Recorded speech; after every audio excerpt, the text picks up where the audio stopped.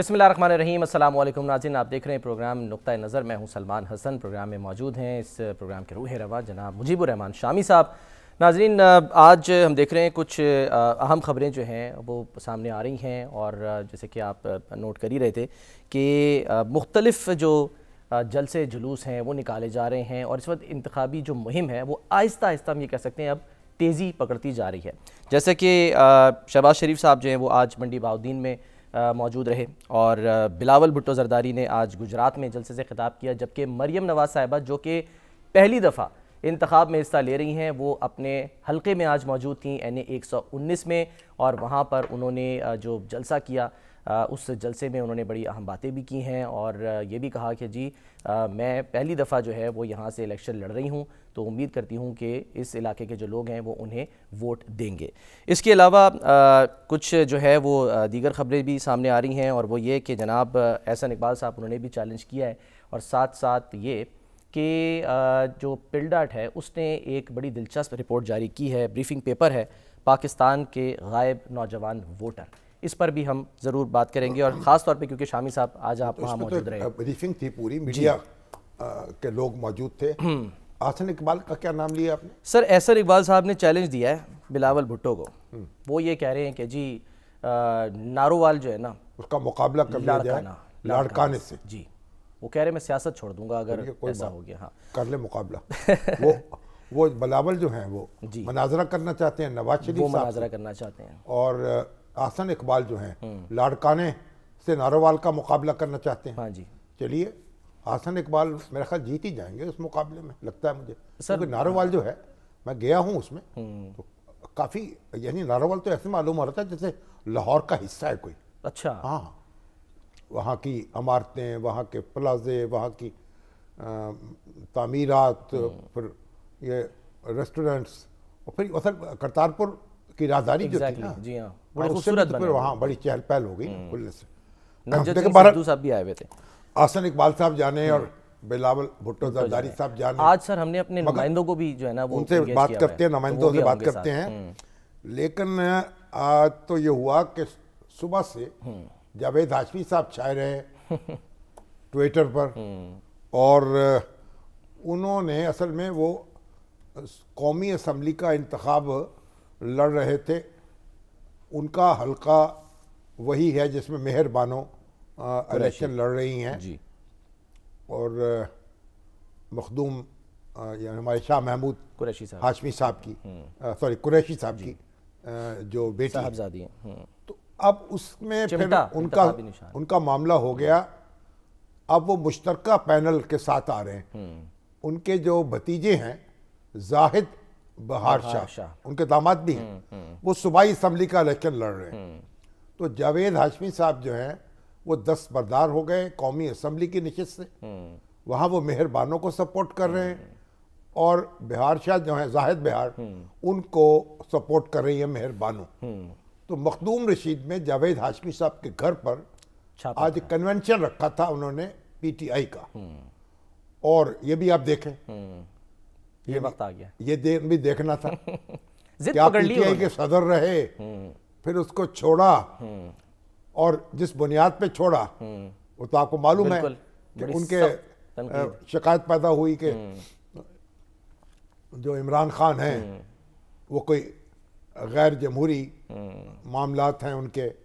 अब फिर नवाज शरीफ साहब के पास आए, पहले नवाज शरीफ को छोड़ के PTI में गए थे, फिर स्टेज से ही छोड़ के आ गए थे, वो याद है, फिर स्टेज से छोड़ के आ गए, फिर नून लीग में गए, वो भी रास नहीं आई, और अब वो PTI के साथ खड़े हो गए हैं। उनके ख्याल में जमहूरियत जो है उसका तकादा ये है। जिद पकड़ ली, उनके घर पर पुलिस ने धावा बोला, कुछ लोग पकड़ के ले गई, और कारकुन और उनको को ज़ेर ज़बर किया, घर में तोड़ फोड़ की।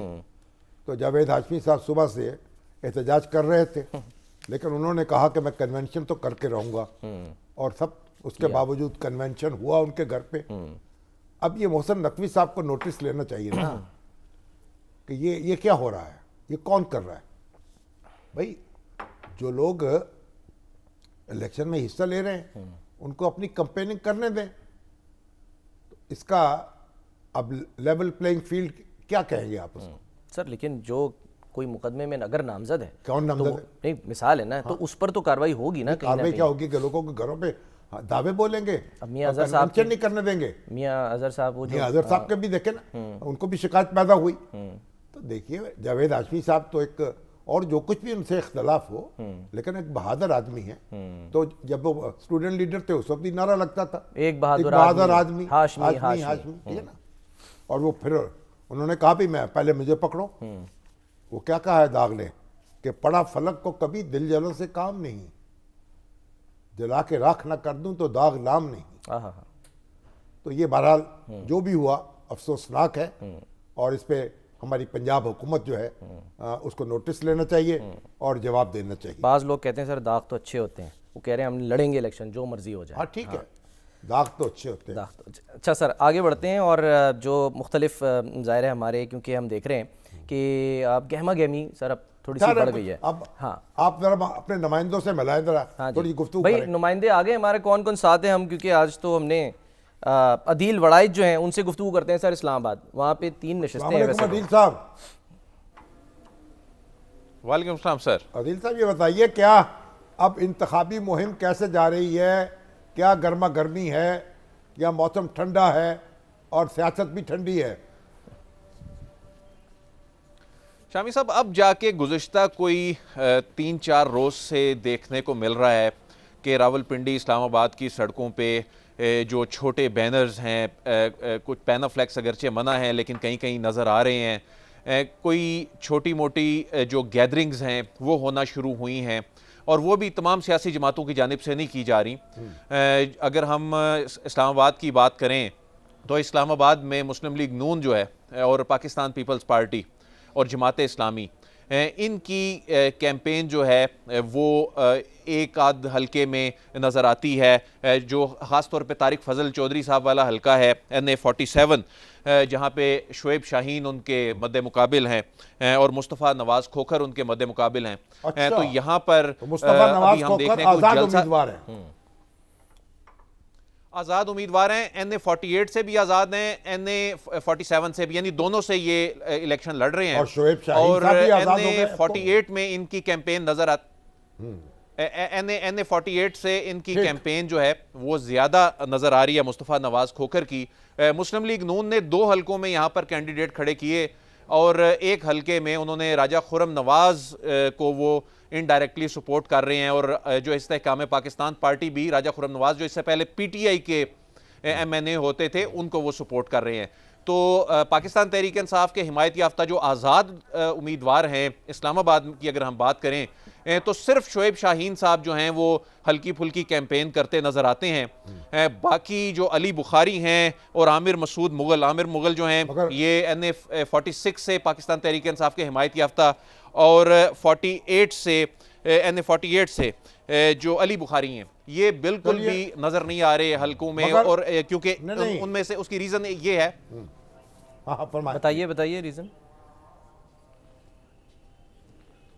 उसकी रीजन ये है कि जो आमिर मुगल हैं वो 9 मई का जो केस है उसके हवाले से पुलिस को जो मतलूब हैं, और पिंडी में भी हम ये देखते हैं कि पिंडी में भी जो PTI के हिमायत याफ्ता लोगों की जो उम्मीदवार हैं PTI के हिमायत याफ्ता वो ग्राउंड पे नज़र नहीं आ रहे और उनके पैनाफ्लेक्स भी नज़र नहीं आ रहे। तो पिंडी इस्लामाबाद की सड़कों पे ज़्यादा जो हमें बैनर्स पैनाफ्लेक्स देखने को मिलते हैं वो नून लीग के मिलते हैं। इस्लामाबाद में चूंकि नैयर हुसैन बुखारी के भाई हैं सिब्तुल हैदर बुखारी, उनके पैनाफ्लेक्स बैनर नजर आ रहे हैं, लेकिन कहीं पर कैंपेन उस तरह नजर नहीं आ रही जो इससे पहले।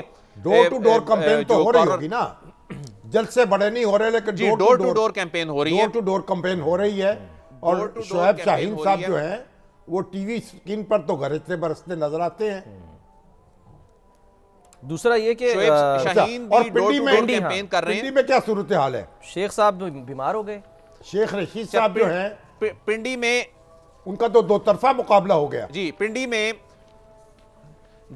में NA 56 जो है रावलपिंडी 5 NA 56 वहां पर शेख रशीद साहब जो हैं उनका मुकाबला है हनीफ अब्बासी साहब से। हनीफ अब्बासी साहब इससे पहले जो इलेक्शन था उसमें NA 57 से खड़े हुए थे, जब नया जो हल्का है।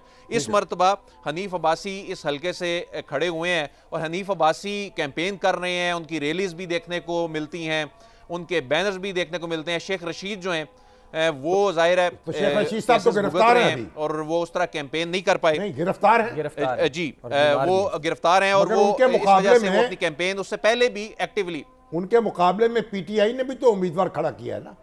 नाला थे उस पे बहुत। जी, शहरयार रियाज हैं, शहरयार रियाज हैं और वो भी ग्राउंड पे उस तरह नजर नहीं आ रहे।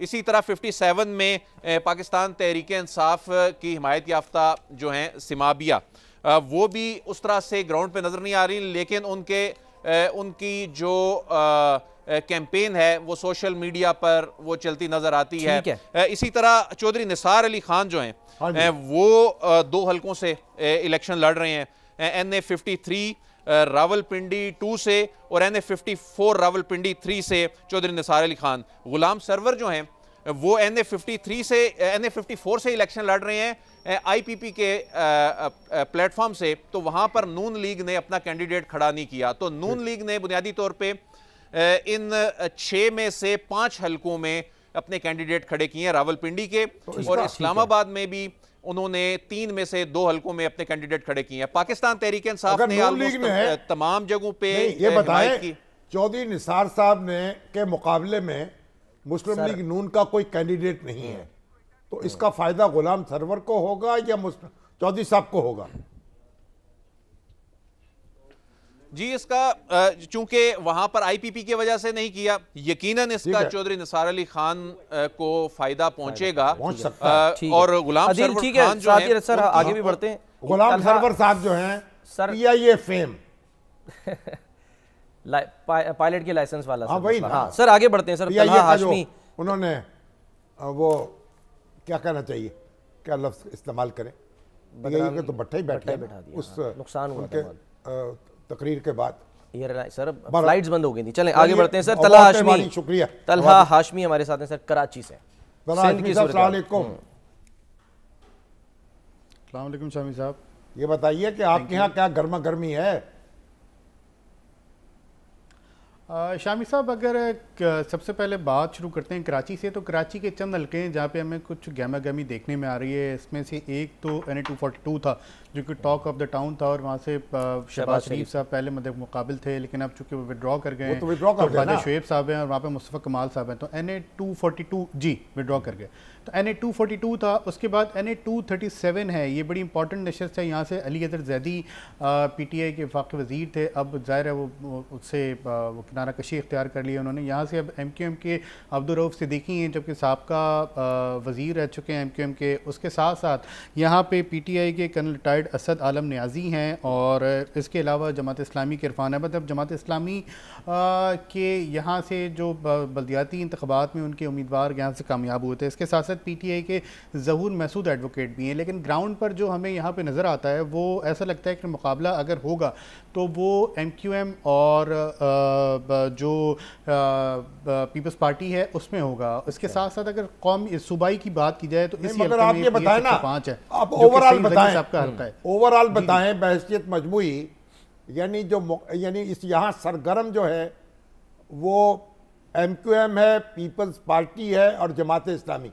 तीनों जमातें सरगर्म है 61 सीटों की। जी बिल्कुल। और जो PTI है उसके जो उम्मीदवार हैं वो कैंपेन कैसे चला रहे हैं?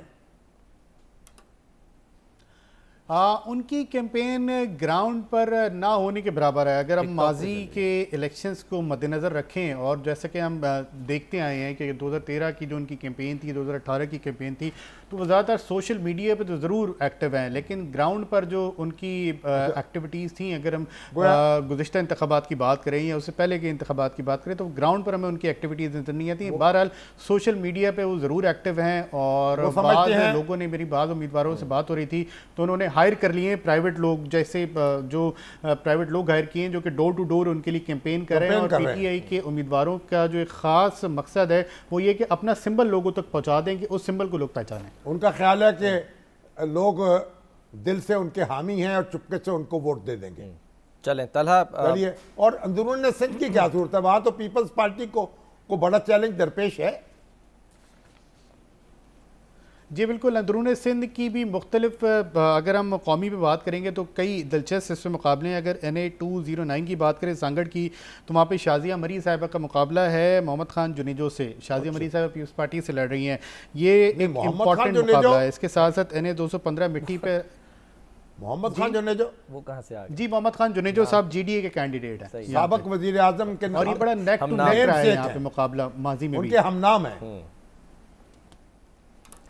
ठीक है जी जी। अच्छा ये बताएं, इसके अलावा NA-215 मिट्टी है, यहाँ से जमीयत उलमा इस्लाम भी तो सरगर्म होगी ना सुमरो साहब?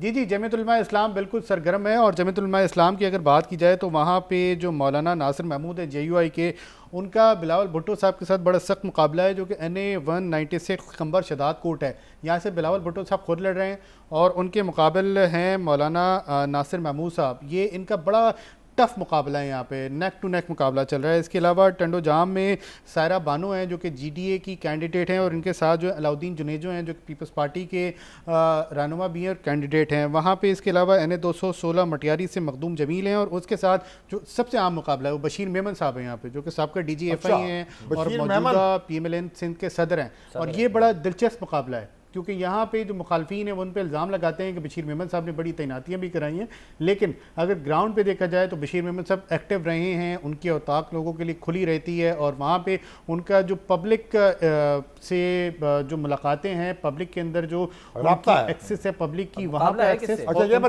वो ज़्यादा है। तो ये बड़ा दिलचस्प मुकाबला होगा। मैंने देखा है कि तहरीक लब्बैक भी कराची में काफ़ी सरगर्म है।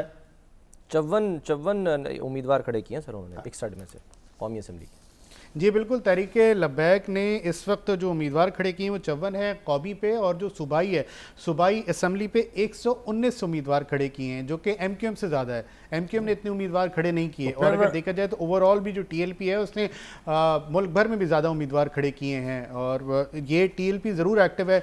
और TLP ने लास्ट टाइम भी यहाँ से सीट निकाली थी, और जो शाह फैसल कॉलोनी की सीट है जहाँ पे मोहम्मद अबू बकर MQM के साबका MNA थे, वो भी चंद वोटों के मार्जिन से कोरंगी की सीट सर NA-242 जो था ना, उसमें भी TLP तीसरे नंबर पे थी। इलेक्शन और ज़िमनी इलेक्शन, जमात इस्लामी जो है, हाफिज नईमुर रहमान साहब का क्या हाल है? एहतजाज कर रहे हैं, वो तो 2 नशिस्तों से लड़ रहे हैं। हाफिज नईमुर रहमान बड़े स्ट्रॉन्ग कैंडिडेट हैं, और वो 2 हलकों से लड़ रहे हैं, जिनमें NA-250 है, जो जैसे मैं आ रहा था आगे, NA-250 डिस्ट्रिक्ट सेंट्रल का एरिया है, और NA-250 वो इलाका है जो कि हाफिज नईम साहब जहाँ पे खुद रहते भी हैं, तो वहाँ पे इनका बड़ा स्ट्रॉन्ग होल्ड है। लेकिन दूसरी तरफ जो डिस्ट्रिक्ट सेंट्रल है, वहाँ पे MQM पाकिस्तान ने जो कमबैक किया है, तो उसका भी बड़ा इंपॉर्टेंट रोल है। और अगर वहाँ पर बात की जाए डिस्ट्रिक्ट सेंट्रल की, तो MQM और हाफिज नईम साहब में बड़ा सख्त मुकाबला वहाँ पर मुतवक्के है। इसके साथ साथ हाफिज नईम साहब NA-246 वेस्ट से भी इलेक्शन लड़ रहे हैं, लेकिन NA-246 वेस्ट की जो सीट है वो MQM की रवायती सीट रही है। इसके अलावा हाफिज नईम साहब सूबाई असम्बली की नशिस्त से भी इलेक्शन लड़ रहे हैं। साथ ही रहिएगा, हम आगे बढ़ते हैं ना। जो कराची है वो पहले तो मुस्लिम लीग यहाँ बिला शिरकत गैर होती थी एक ज़माने में, पाकिस्तान बनने के फ़ौरन बाद। फिर जमात इस्लामी ने जड़ें जमाई यहाँ, फिर जमीयत उलमा पाकिस्तान, उसने भी बड़ी ताकत हासिल की। अब जमीयत उलमा पाकिस्तान का जो वोटर है वो भी तो मेरा ख्याल तहरीक लब्बैक की तरफ मुतवज्जो हो जाएगा। तहरीक लब्बैक पाकिस्तान कुछ ना कुछ तो इलेक्शन पता नहीं जमीयत उलमा पाकिस्तान लड़ रही है पीछे। मैंने अच्छा सर आगे बढ़ते हैं, क्योंकि नुमाइंदे हमारे पास हैं। इरफान सईद साहब कोयटा से हमें ज्वाइन कर रहे हैं। इरफान साहब, 16 सीटें यहाँ पे सर कौमी असम्बली की। जी वालेकुम सलाम। इरफान साहब, कहाँ क्या मंजर है यहाँ को बलोचिस्तान में? शामी साहब, इस वक्त मैं मौजूद हूँ बलूचिस्तान में। ओवरऑल तो जिस तरह बताया गया कि 16 सीटें कौमी असम्बली की, यानी इंतखाबी फदा जो है, बात की जाए तो जिस तरह इंतखाबी फदा बन गई है।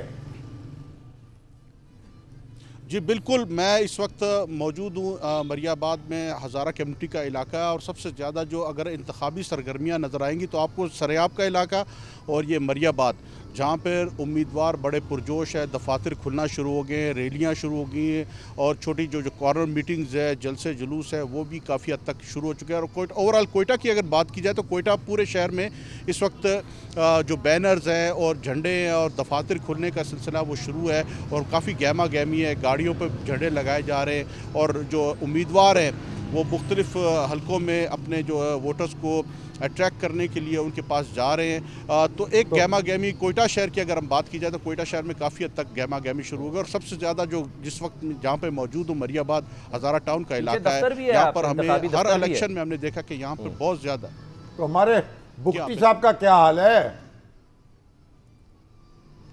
सरफराज बुख्ती सूबाई असम्बली के इलेक्शन में हिस्सा ले रहे हैं डेरा बुख्ती से। अगर कोयटा की बात की जाए तो सबसे ज़्यादा दिलचस्प मुकाबले कोयटा में NA 262, 263 और 264, जहाँ पर महमूद खान अचकज़ई भी कोयटा शहर जहाँ पे इस वक्त मैं मौजूद हूँ यहाँ से वो इंतखाबात में हिस्सा ले रहे हैं और जमीयत उलमा इस्लाम ने महमूद खान अचकज़ई की हमायत का ऐलान कर दिया। 2 हलकों में सिर्फ कौमी असम्बली के 2 हलकों में सीट एडजस्टमेंट हुई जमीयत उलमा इस्लाम और मौलाना फजलुर रहमान भी तो लड़ रहे हैं यहाँ से के दरमियान। मौलाना फजलुर रहमान जी बिल्कुल 265 हल्का 265 जी हल्का NA 265 है शामी साहब, जहां पर पश्तूनख्वा मिली अवामी पार्टी ने अपने उम्मीदवार को मौलाना फजलुर रहमान के हक में विड्रा कर दिया है और इसके बाद उनकी पोजीशन काफ़ी बेहतर हो गई है और ये पहली मरतबा है मौलाना फजलुर रहमान बलूचिस्तान से किसी हल्के से इंतखाबात में हिस्सा ले रहे हैं। महमूद खां अचकज़ई और मौलाना फजलुर रहमान दोनों ने अपनी अपनी सीटें पक्की कर ली हैं और बिल्कुल कोयटा में मौलाना फजलुर रहमान ने अपने उम्मीदवार को महमूद खान अचकज़ई के मुकाबले में विड्रा कर लिया। इसी तरह महमूद खान अचकज़ई ने पशीन के हल्के में मौलाना फजलुर रहमान के हक में अपने उम्मीदवार को विड्रा कर लिया है। सरदार अख्तर मेंगल भी हल्का NA 264 264 से हिस्सा ले रहे हैं। सरियाब के इलाका है, यहाँ पर भी काफ़ी अच्छा मुकाबला होगा। कोयटा में जिस हल्के में मैं खड़ा हूँ यहाँ पे कासिम सूरी जीते थे पिछली मरतबा, तो इस मरतबा भी उनके इस हल्के में नवाबज़ादा लश्करी रईसानी महमूद खान अचकज़ई के मद्दे मुकाबले आज़ाद हैसियत से वो इंतखाबात में हिस्सा ले रहे हैं। इसी तरह BNP मेंगल के मीर मकबूल लैडी वो नहीं जी कासिम सूरी शामी साहब उन्होंने अपने कागजात तो जमा कराए थे लेकिन उस स्क्रूटनी के लिए खुद पेश नहीं हुए जिसकी वजह से उनके कागजात रिजेक्ट हो गए और फिर उन्होंने ट्रिब्यूनल में भी इसके बारे में कोई अपना रजू नहीं किया था। इस वजह से वो इस वक्त मैदान से बाहर हैं। लेकिन PTI के कोई हमायत याफ्ता है सलार खान, वो इस वक्त इंतखाबात में आज़ाद हैसियत से इंतखाबात में हिस्सा ले रहे हैं। ये बताइए कि जाम कमाल जो है वो कहीं से लसबेला से लड़ रहे हैं? जी बिल्कुल, लसबेला से वो कौमी भी और सूबाई असम्बली दोनों हल्कों से इंतखाबात में हिस्सा ले रहे हैं। इसी तरह साबिक वज़ीर आला नवाब सनाउल्लाह ज़हरी वो खुजदार के हल्के से सूबाई असम्बली, ज़्यादातर जो हमारे जो साबिक चीफ मिनिस्टर थे वो सूबाई असम्बली के हल्कों से हिस्सा ले रहे हैं क्योंकि पीपल्स पार्टी और मुस्लिम लीग नून के दरमियान एक दौड़ लगी थी बलूचिस्तान में। जिस तरह आपको पता है इलेक्टेबल्स की एक दौड़ लगी थी और ज़्यादातर इलेक्टेबल्स मुस्लिम लीग नून में शामिल हुए थे। ज़्यादातर जो है इस वक्त सूबाई असम्बली के इंतखाबात। सर पेशावर, शुक्रिया। पेशावर क्विकली आबिद हमीद साहब हमारे ब्यूरो चीफ, और आप साथ ही रहिएगा। इरफान आबिद हमीद साहब, अस्सलाम वालेकुम। वालेकुम अस्सलाम जनाब, क्या हाल है? यहाँ इलेक्शन कैसा जोरों पे है? इंतखाबी मुहिम कैसे चल रही है? परवेज खटक साहब कह रहे हैं मैं मजाक नहीं कर रहा। परवेज खटक तो वज़ारत आला के उम्मीदवार। 2 हफ्तों से जो धुन छाई हुई थी यहाँ पर, उसी तरह की जो है वो इंतखाबी जो सरगर्मी या गहमा गहमी उस पर भी एक धुन छाई हुई है। अच्छा, जो एक माजी के में हमने देखा है 2013 या 18 में जिस तरह पेशावर में एक हलचल होती थी, एक जोश और खरोश होता था, वो देखने में नहीं आ रहा।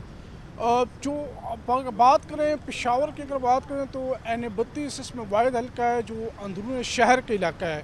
वहाँ पर तो आप कह सकते हैं कि किसी कदर जो है वो इंतखाबी गहमा गहमी है, लेकिन इससे बाहर अगर आप निकलते हैं और इलाकों की तरफ जाते हैं तो वहाँ पे कॉर्नर मीटिंग्स या डोर टू डोर थोड़ी बहुत कैंपेन तो हो रही है, लेकिन उस तरह कोई जोश और खरोश नहीं नज़र आ रहा जो माजी में नज़र आता था। शायद उसकी वजह सर्दी है, धुंध है, या फिर कोई बेयकीनी की कोई कैफियत सी है। तो जमीयत उलमा इस्लाम, परवेज़ खटक साहब की तहरीक इंसाफ और इमरान खान साहब की तहरीक इंसाफ और ANP और पीपल्स पार्टी और मुस्लिम लीग नून सब अपने अपने तौर पे जोर लगा रहे हैं। जी बिल्कुल ऐसा ही है। जो पाकिस्तान तहरीक इंसाफ, तो पहले तो आपको जैसे पता है कि 9.5 साल यहाँ पे 2 दफ़ा ये हुकूमत यहाँ पे कर चुकी है। वोटर्स को भी आसानी थी। पाकिस्तान तहरीक इंसाफ को उम्मीदवार कोई भी होता था, उनका इंतखाबी निशान बल्ला होता था, वो उम्मीदवार को नहीं देते थे, बल्ले पे जाकर ठप्पा लगा देते थे। लेकिन अब सूरत हाल मुख्तलिफ है। अब चूँकि वो आज़ाद तौर पर लड़ रहे हैं, हर उम्मीदवार के अपने अपने इंतखाबी निशान हैं, तो उनको ये मुश्किल पेश आ रही है। कोशिशें की जा रही है कि घर घर जाएँ, वोटर्स को इंतखाबी निशान बताएँ, बनिस्बत PTI के जो आज़ाद उम्मीदवार हैं उनके बनिस्बत अमीर मुकाम साहब का क्या हाल है? जो उम्मीदवार हैं उनको ये अमीर मुकाम कहाँ से बढ़तरी हासिल है? अमीर मुकाम समाज से लड़ रहे हैं। जी बिल्कुल, अमीर मुकाम साहब जो हैं वो स्वात से लड़ रहे हैं और उनके मुकाबले NA2 से लड़ रहे हैं, और उनके मुकाबले में डॉक्टर अमजद हैं। अमीर मुकाम साहब माजी में जो हैं वो यहाँ से इन हल्कों से अपने हल्के से जीत चुके हैं, लेकिन 2018 के इंतखाबात में कामयाबी हासिल नहीं हुई। मगर सूबाई इलेक्शन भी लड़ रहे हैं, वो उनकी पोजीशन काफ़ी बेहतर जा रही है। सूबाई लड़ रहे हैं? नहीं जी, वो NA2 पर लड़े हैं, नेशनल असम्बली, कौमी असम्बली की नशस्त पर अमीर मुकाम खड़े हैं। वो तो पहले सुना था कि वजारत आला के उम्मीदवार है, अब वो मरकजी असम्बली में जाएंगे। महताब अब्बासी साहब का क्या हुआ? सरदार साहब का नून लीग को छोड़ गए। महताब अब्बासी साहब वो पार्टी से नाला थे, तनकीद करते नज़र आ रहे थे, और उन्होंने PTI के जो एक उम्मीदवार था उनकी हिमायत का भी ऐलान किया था, जिसके बाद जो है ना सिर्फ उनकी पार्टी से उनकी रुकनियत ख़त्म कर दी गई, उनको टिकट भी नहीं मिला और उनकी पार्टी की रुकनियत ख़त्म कर दी गई। तो नवाज शरीफ साहब में ये एक बड़ा झटका है। नवाज शरीफ साहब जो है वो पक्के कैंडिडेट हैं। पीर साबिर शाह जो थे वो भी मुस्लिम लीग नून के रहनुमा थे, पीर साबिर शाह भी छोड़ गए, इस वक्त साइड लाइन पर हैं। अब्बासी साहब भी छोड़ गए, तो कैप्टन सफदर का डंका बज रहा है वहाँ। बिल्कुल, कैप्टन सफदर का डंका बज रहा है और साथ अमीर मकाम साहब का डंका बज रहा है मुस्लिम लीग नून में, और नए नायम जो उसमें और नवाज शरीफ साहब का डंका जो है, नवाज शरीफ साहब का डंका, उसकी क्या सूरत हाल है? वो भी बज रहा है। NA15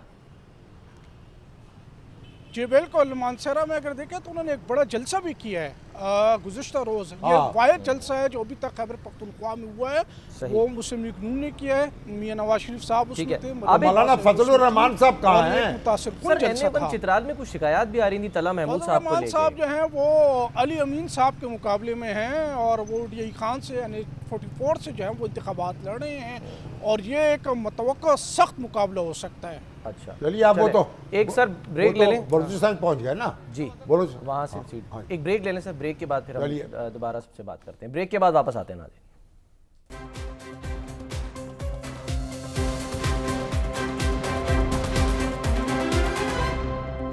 वेलकम बैक नाज़रीन। मुल्क तूलो अर्ज़ में इस वक्त इंतखाबी मुहिम में किस तरह से चल रही है, क्या सूरत हाल है, इस पर हम बात कर रहे हैं। हमें मुख्तलिफ नुमाइंदे हमारे जो हैं वो ज्वाइन कर रहे हैं, और नुमान खान बाबर जो हैं मुल्तान से हमारे साथ। बाबर साहब अस्सलाम वालेकुम। वालेकुम सलाम सर। बताइए ज़रा जल्दी से बताएं कि मुल्तान की क्या सूरत हाल है?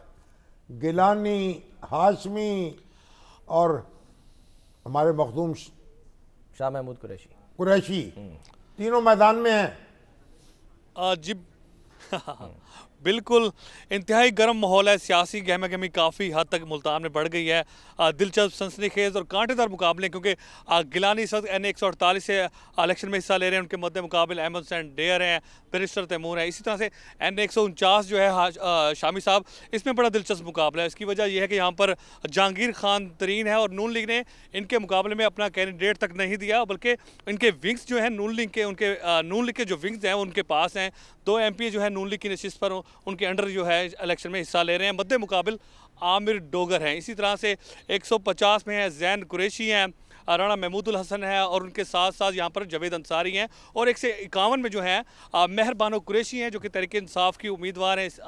इसके साथ साथ गफ़ार डोगर हैं, अली मूसा गिलानी हैं। तमाम कैंडिडेट्स जो हैं इंतहाई अच्छे हैं, लेकिन मुल्तान में इस वक्त जो हल्का जो देखने में है वो 2 ही हल्के हैं, जो कि 149 है जहांगीर खान तरीन की वजह से, और 148 जो है यहाँ पर यूसुफ रज़ा गिलानी की वजह से। बड़ा दिलचस्प और कांटेदार मुकाबला है। दिन ब दिन बढ़ती जा रही है। जावेद हाशिम साहब ने तो मामला कर लिया जावेद कुरैशी साहब से। जी बिल्कुल, उन्होंने आमिर डोगर की हिमायत आमिर डोगर की हिमायत का ऐलान कर दिया है तहरीक इंसाफ से, क्योंकि उनके दामाद जो हैं जाहिद बहार हाशमी जो हैं, अब वो तहरीक इंसाफ के प्लेटफॉर्म से इलेक्शन में हिस्सा ले रहे हैं। आज इसी सिलसिले में उन्होंने एक कॉर्नर मीटिंग रखी थी, वर्कर कन्वेंशन भी रखा था, लेकिन पुलिस ने वहाँ पर छापा मारा और कन्वेंशन जो है वो करने नहीं दिया, पकड़ धकड़ की गई। इसी तरह से के घर भी आज छापा मारा गया, तो हल्का फुल्का तो हो गया काम। वो उस तरह से ऐसा वो हल्का फुल्का जरूर हुआ है, लेकिन कल से ये रात से ये छापे मारे जा रहे थे। मुल्तान तो औलिया की सरजमीन है, अल्लाह ताला और जनूबी पंजाब का भी सरबराह है, जनूबी पंजाब में फिर देखेंगे। ठीक है, अब आप लाहौर चलें। बिल्कुल, जी हसन रजा साहब, वैसे एनए की 46 नशिस्तें। ठीक है हसन रजा साहब, पंजाब जनाब 141। हसन रजा लाहौर सुन रहे? जी सर, जी सर। अस्सलाम वालेकुम। आप किस पार्टी में शामिल हुए हैं? वालेकुम अस्सलाम। आप रोज पार्टी बदल लेते हैं।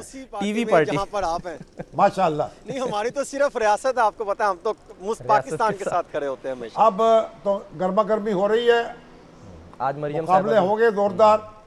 मरियम साहिबा निकली अपने हल्के में।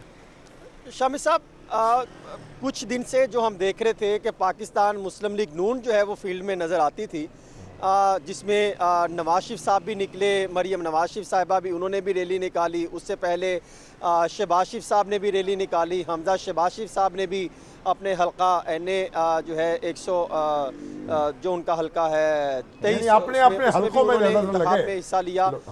सब 118 हमजा शहबाज साहब निकले हुए हैं, लेकिन 2-3 रोज से हम देख रहे हैं कि पाकिस्तान तहरीक इंसाफ के भी जो उम्मीदवार है, जिसमें सलमान अकरम राजा साहब हैं, मियां अजहर साहब हैं, वो किसी हद तक थोड़े एक्टिव हुए हैं। सलमान अकरम राजा इमरान खान का वकील, बाकायदा इंतखाबी मुहिम कर रहे हैं। इमरान खान का वकील, वो भी थोड़े एक्टिव हुए हैं। अच्छा, वो भी थोड़ा काम कर रहे हैं। और मियां अजहर साहब ने भी एक जलसा किया और फिर ये बताया गया कि शायद वहाँ पर हमाद अजहर साहब मौजूद हैं, वो इश्तिहारी हैं, उनकी गिरफ्तारी के लिए छापा मारा गया। जो जलसा कराने वाले थे उनको गिरफ्तार कर लिया गया। इस तरह के मामला भी सामने आए। बिलावल का क्या हाल है? को मिल रही है हमारे प्यारे बिलावल का क्या हाल है? अताउल्लाह तारक का क्या हाल है? शामी साहब, वो तो बड़ा कांटे का मुकाबला देखने को मिल रहा है, क्योंकि बिलावल साहब और दीगर जो पाकिस्तान पीपल्स पार्टी है वो कई सालों के बाद प्रॉपर एक्टिव होती दिखाई दे रही है। हमने देखा कि जब इससे पहले ज़िमनी इंतखाब हुआ था तो इसी हल्के में असलम गिल खड़े थे, और तो उनके मध्य मुकाबिल वो शाइस्ता परवेज मलिक साहिबा थी, तो थोड़े, लेकिन अब थोड़े एक्टिव दिखाई दे रहे हैं। ठीक है, फिर बाकी बातें फिर वो करते रहेंगे सर आगे। तो अब यही है ना, अगला हफ्ता तो यही है। बहुत बहुत शुक्रिया आप सबका, बहुत बहुत शुक्रिया, बहुत शुक्रिया मौजूद रहे सर। हमें जरा टाइम कम है, और वो जो आज ब्रीफिंग पेपर अहमद बिलाल, हमारे डॉक्टर प्रोफेसर रफ़ीउद्दीन हाशमी, माहिर इकबालियात, बहुत बड़े प्रोफेसर, दानिश्वर और उर्दू के प्रोफेसर, और वो इंतकाल कर गए 84 साल की उम्र में। कल जुमे की नमाज के बाद मंसूरा में उनकी नमाज जनाजा अदा होगी। अल्लाह ताला उनकी मग़फ़रत करे। बहुत ज़बरदस्त आदमी थे, बड़े मुहक़्क़िक़, अदीब, दानिश्वर, और अल्लाह ताला उनकी रूह जो है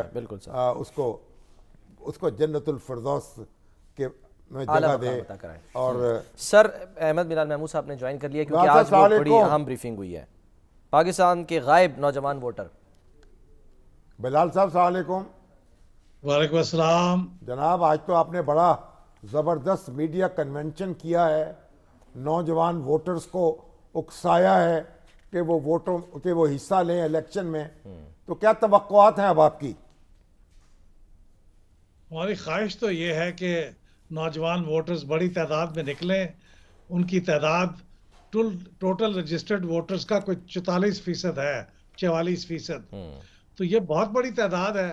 अगर वो इतनी बड़ी तादाद में निकल आए तो वो मुल्क की तकदीर बदल सकते हैं। जिसको चाहे वोट दें, लेकिन कम से कम निकले और वोट तो दें। वो वोट नहीं देते, अपनी तादाद तो क्या, वो जो एवरेज वोटर टर्नआउट है कोई 45% के करीब पिछले 8 इलेक्शनों का, उससे भी नीचे तकरीबन 31% उनका वोटर टर्नआउट है। तो बहुत ही कम वोटर टर्नआउट है। इंडिया में नौजवान एवरेज से ज़्यादा वोट देते हैं। एवरेज उनका 66% है, और नौजवानों ने पिछले 2019 के इलेक्शन में 69% वोट दिए। तो हमारे नौजवान क्यों पीछे हैं? ये आगे बढ़ें और वोट डालें, अपनी मर्जी का जिसको चाहे वोट डालें, बिलाल साहब, लेकिन घर में ना बैठे। कुछ आराम तलब नहीं हो गए? कुछ लाइन में लगने से, खड़े होने से, मुशक्कत उठाने से सोशल मीडिया पे हो जाए, बस वो ये चाहते हैं। देखिए ना, जमहूरियत के लिए वो आवाज़ें तो सोशल मीडिया पे बहुत बुलंद करते हैं, परेशान भी बहुत रहते हैं, इल्ज़ाम भी बहुत देते हैं लोगों को, लेकिन इसके लिए इतनी तकलीफ तो कर ही लेनी चाहिए। छुट्टी का दिन होता है कि जाके 1-2-3 घंटे का इन्वेस्टमेंट है, इससे ज़्यादा तो नहीं है कि जाके वहाँ वोट डालें। और अगर सुबह सवेरे चले जाएंगे तो इंतज़ार भी नहीं करना पड़ेगा, तो ये तो फिर बाद में आराम से है। जी हाँ, लेकिन ये बात तो करनी चाहिए। जिस कौम के लिए वो इतना तड़पते हैं उसके लिए ये तो कर गुजरे कम से कम। ठीक है, चलिए अब आपको वैसे इलेक्शन जो है उससे आप मुतमईन है? अब इंतखाबी मुहिम चल पड़ी है, लेवल प्लेइंग फील्ड। जी हाँ, लेवल प्लेइंग फील्ड के बारे में तो मैं कुछ नहीं कहता, लेकिन इंतखाबी मुहिम चल पड़ी है और ये अच्छी बात है और इसको मजीद पुरजोश होना चाहिए। उतनी तो नहीं है जितने माजी में होती रही है, कुछ मौसम है, कुछ धुंध है, कुछ और भी फैक्टर्स होंगे, लेकिन बहरहाल इलेक्शन हो रहे हैं। कुछ अंधाधुंध है और कुछ धुंध है। जी हाँ, धुंध भी है और धुंध छा न जाए कहीं, बस इससे डर लगता है। लेकिन आप ये गौर फरमाएं कि उम्मीदवार 2018 के मुकाबले में 30% के करीब उम्मीदवार ज्यादा हैं, बल्कि 30% से भी कहीं ज्यादा है। तो ये बहुत अच्छी बात है कि कंपेटिटिव इलेक्शन होंगे, बावजूद उसके कि पीटीआई को निशान नहीं मिला, लेकिन इसके बावजूद बड़ी तादाद में आज़ाद उम्मीदवार हैं, जो टोटल का 65% है। ये भी बहुत कंपेटिटिव इलेक्शन भी हो जाए तो भी ये अच्छी बात है। ये कोई नौजवानों के लिए सीटें भी मुख्तस कराए ना, कि सियासी जमातें को नौजवानों को तरजीह दें, टिकट दें, उनको जमातों में शामिल करें, एक्टिवेट करें, को बल्दियाती अदारे कायम करें, ताकि नौजवान कोई उनके लिए कोई अट्रैक्शन भी तो हो ना। बिल्कुल, नौजवानों को टिकटें दें, वो इलेक्शन लड़ें, नौजवानों की तादाद के मुताबिक उनको सियासी पार्टियां टिकटें दें, ताकि नौजवानों के अंदर अपील पैदा हो। वो 19% के करीब नौजवान कैंडिडेट्स होते हैं, जबकि उनके वोटर्स की तादाद 44% है। तो ये भी मेहरबानी करें, अगर सीटें मुख्तस हो जाए तो भी बहुत अच्छी बात है, ना मुख्तस हो तो सियासी जमातें उनकी सीटें खुद मुख्तस कर लें, उनकी तादाद के हिसाब से उनको टिकटें दे के। ठीक सर, लेकिन नौजवानों की जो डेफिनेशन है वो हमारे यहाँ 18 से 35 साल है। भाई हम बचपन में खिलौना रसाला पढ़ते थे, तो वो कहते थे कि ये 2 साल से 100 साल तक के बच्चों के लिए, और वो 8 से 80 साल तक के बच्चों के लिए। तो ये नौजवान की डेफिनेशन है, तारीफ क्या करेंगे? यूएन नौजवान की तारीफ तो वैसे हमारी जो यूथ पॉलिसियां है ना सूबों की, उसमें तो है 15 से 29 साल तक के नौजवान है, 15 to 29 years। लेकिन वोटर चूंकि 18 साल का होता है, तो 18 से 29 साल के लोग नौजवान हैं और 30 साल से 35 साल के जवान हैं। तो ये नौजवान और जवान मिलके 18 से 35 साल तक की तादाद बनती है। ठीक है, वो आप देख रहे हैं हमारे हफीज जलंधरी साहब तो 80 साल की उम्र में तराने गा, अभी तो मैं जवान हूँ, अभी तो मैं जवान सर हूँ। बहुत बहुत शुक्रिया अहमद बिलाल महमूद साहब। सर ब्रेक का वक्त हो गया, ब्रेक लेते हैं।